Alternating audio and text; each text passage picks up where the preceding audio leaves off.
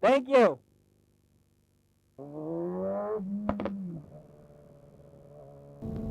What's up, YouTube? Welcome to my channel.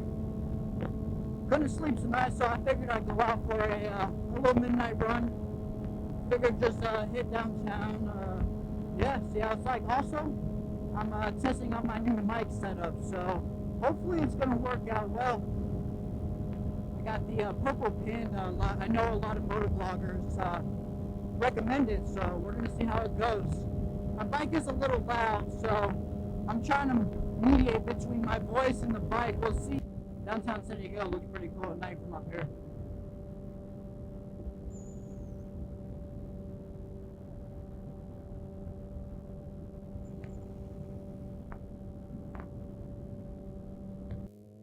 So yeah, a few things I have done to the bike. I got a 3/4 exhaust. I think it starts with a cat's at. I personally didn't put it on there.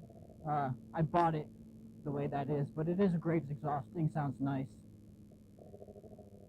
I also have the ECU flash. I actually just recently got that done, and if you haven't done that to your bike yet, you're missing out. I'm telling you, I will never not flash a bike again in my life.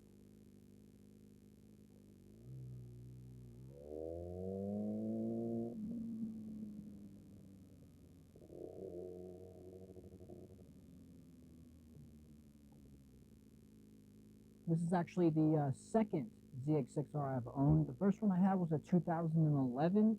I got this one. This is 2018. I got it exactly 1 year ago as the date of this video dropping. So this will be my 1 year review also. A few complaints I have about this bike is before the ECU is flashed, it's rough, man. The bike, you can tell it's just fighting with itself to make power. Should definitely yeah,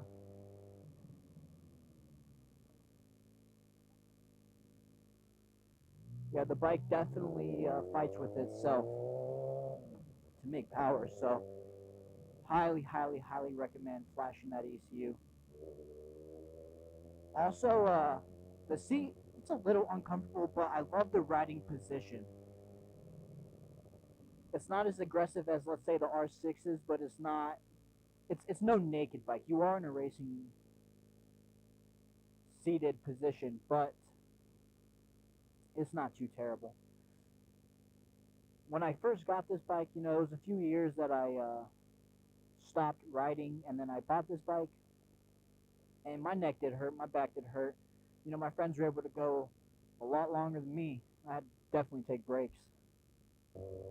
Needless to say, I love this bike. I have far more pros than cons about this thing. I haven't really tested out many other bikes, so I can't really do too many comparisons, but those will be for future videos. I definitely want to get in on that. I was looking at the FZ09, MT09. But coming from a sport bike, moving over to a naked bike, I feel as if that would have just been kind of a downgrade. And what in the hell is going on here? Okay, I guess these just go there now. Man, downtown said, yo. Man, downtown. Yeah, downtown San Diego be wildin' sometimes. I don't know. Glass on the floor. Like, okay. I do every once in a while look at new bikes. At first, when the 2021 Zx6r dropped, I was pretty unhappy with it. I thought it looked quite ugly, but I saw a few in person, and God, I don't know. I might have to get one of those in the future. I don't like the white on the bottom, but I feel like that's easy to change. You could just wrap it green or black or whatever you'd like, really. Yeah, let me know what you guys think about the 2021 Zx6r. Maybe I'll have to get one of these for the channel. Do a little build series. I want to wait a little bit longer till aftermarket parts start to come out. I see that's a lot of complaints that the bike is having right now. Is there's only like a few exhausts to choose from. Obviously, there's no ECU flash or anything like that, so.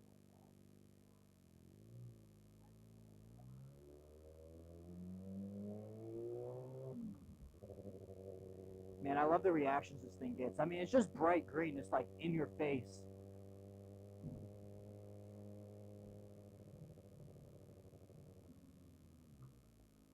I'm always watching for those cars. They're ready to just pull out in front of you.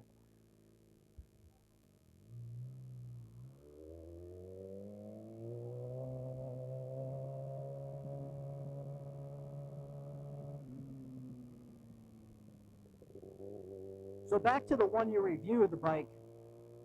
I've really had no problems except one thing, and this only happened recently, where it just didn't want to start. I had the thing apart a few different times, trying to figure it out. At first, I went to the relay panel. They call it something else, but there's 3 connectors that go into that relay panel. I thought that was bad because I heard it clicking, but that's what you want to hear. So I looked past that and I was like, well, maybe it's the starter, because whenever you did press the start button, it was just clicking. So maybe the starter went bad. But before I got down to that, I tried to start it one more time, and I just like firmly pressed the ignition button, the starter button, and started right up, no problem. So I think my starter button is going bad. But other than that, the thing has been mint. I have almost 19,000 miles on the bike. I put 7,000 on it since I've owned it, which was again been exactly a year. So I've done some riding on it. I again have no complaints. The power's pretty crazy too. See if I can do a pull for you somewhere. It backfires like crazy.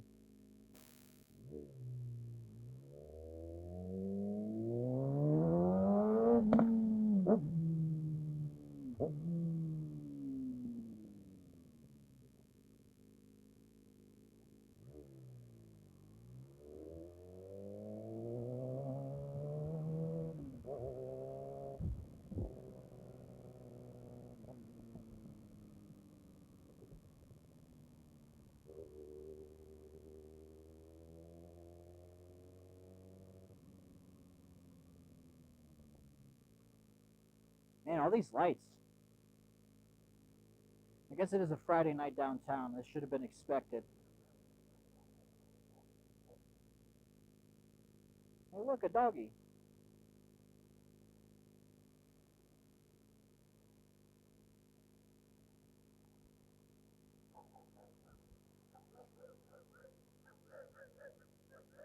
He just wants petties.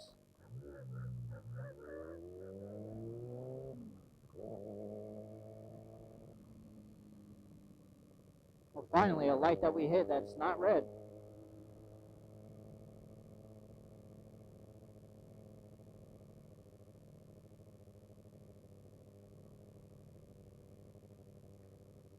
Yeah, sorry if this audio isn't going to sound the best. I'm still playing around with mic position, so let me know what you guys think about that. Also, camera position, you know, any input is greatly appreciated.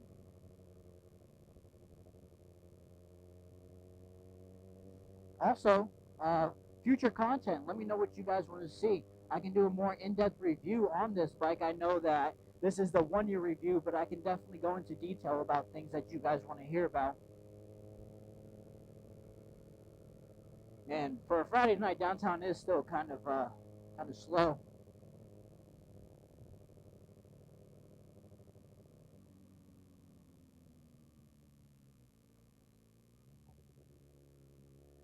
There's a lot of homeless people here.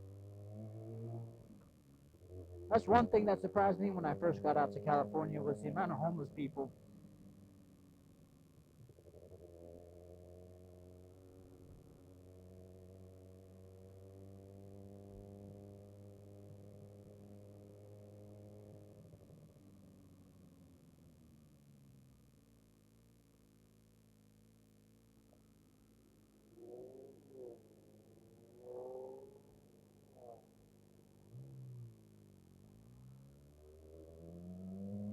Low-key was lost this whole ride. I finally know where I'm at.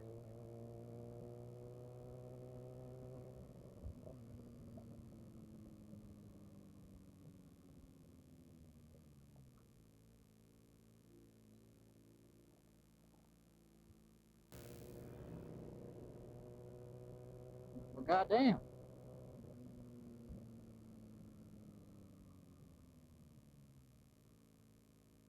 You don't want no smoke though.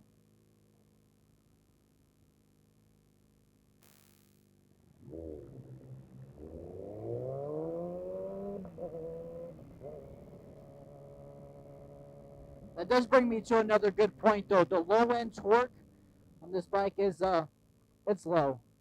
It is kind of a bummer, but it doesn't take very long to get up to the power band. I would say between 1,000 to 5,000 RPM, it's pretty much dead in comparison to 6,000 and up.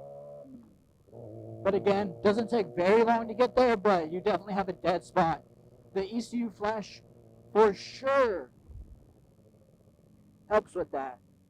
But it doesn't get rid of it completely, obviously.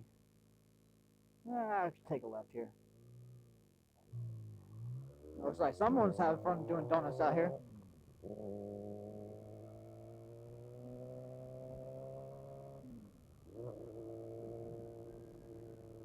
It's always nice just go for a quick ride around town.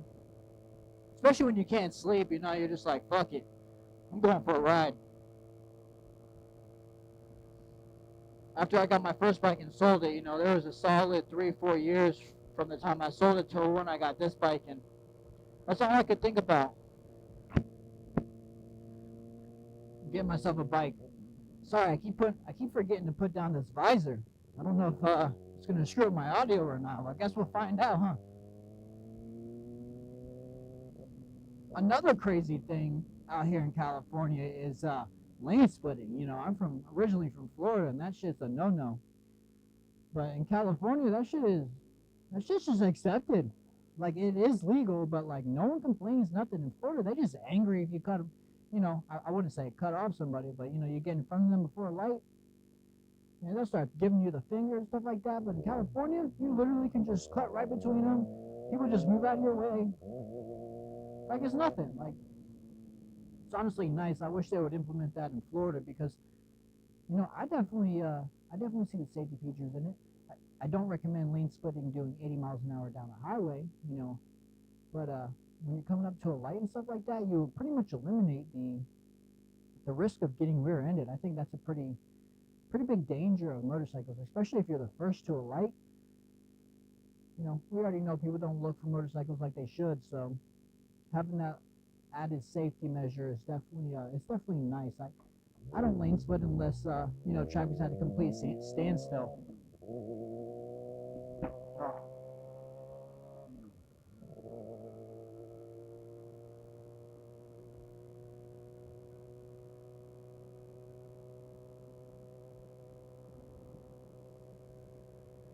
I come down here and I take photos a lot.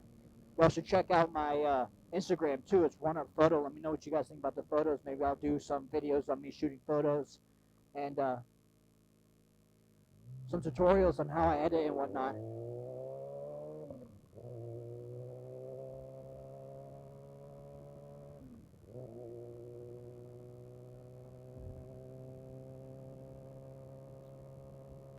Well guys, thanks for watching. That's going to be the end of this video. If you like this video, please like it, subscribe to my channel. I'm building it from the ground up. And please, let me know what you guys want to see in future videos. Just drop a comment and I'll definitely take everything into consideration.